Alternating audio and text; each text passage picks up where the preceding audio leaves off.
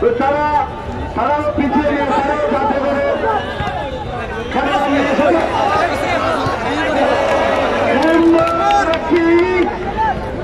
সুযোগ তারা নষ্ট করেছে।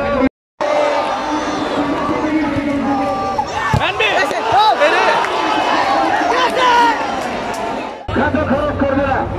টুর্নামেন্টে আমাদের আসক ভাই পৃষ্ঠপোষকতা করেছে এবং আরো অন্যান্য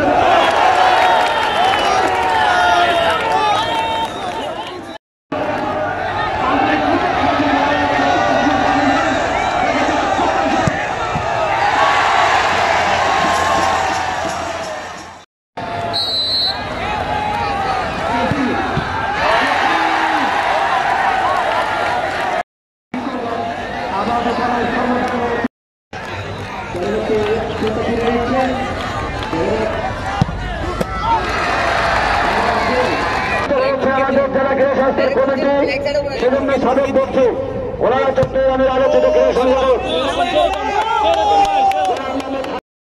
আপনাদেরকে বন্যার্থদের সাহায্যার্থে আপনাদেরকে সুযোগ করবো।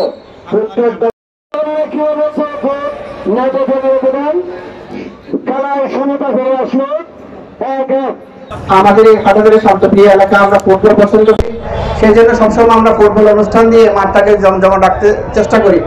সেই জন্য জাগৃতি এবং খেলার সমিতি অনেক ধন্যবাদ। ওরা এই সমস্ত কার্যকলাপের ভিতরে তারা সবসময় ব্যস্ত থাকেন। অ্যাজ এ ফুটবল ফ্যান আমি আমার সর্বোচ্চ চেষ্টা করবো ইনশাআল্লাহ আপনাদের সাথে থাকার জন্য। সবাইকে ধন্যবাদ। আসসালামু আলাইকুম।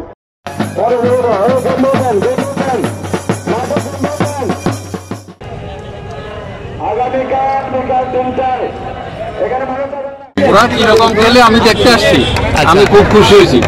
আমিও নিজেও অনুপ্রাণিত হয়েছি, ভবিষ্যতে ওরা আরো ভালো করবে ইনশাআল্লাহ। আমি আশা করি তারা প্রত্যেকটা ম্যাচে জিতবে।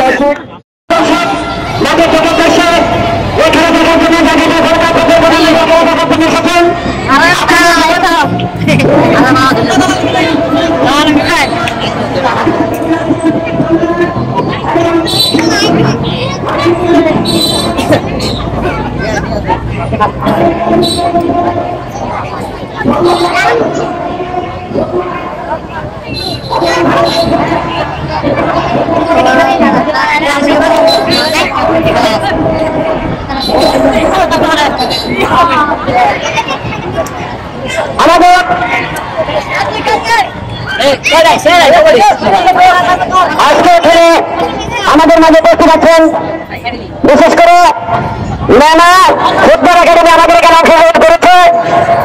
প্রশিক্ষক হিসেবে আমাদের নাজানুদ্দিন আমাদের এখানে এসেছে আজকে খেলা দেখার জন্য। উনি ছেলেদের সঙ্গে কথা বলছেন। আমরা বলতে পারবো না যে খেলা হয়ে গেছে।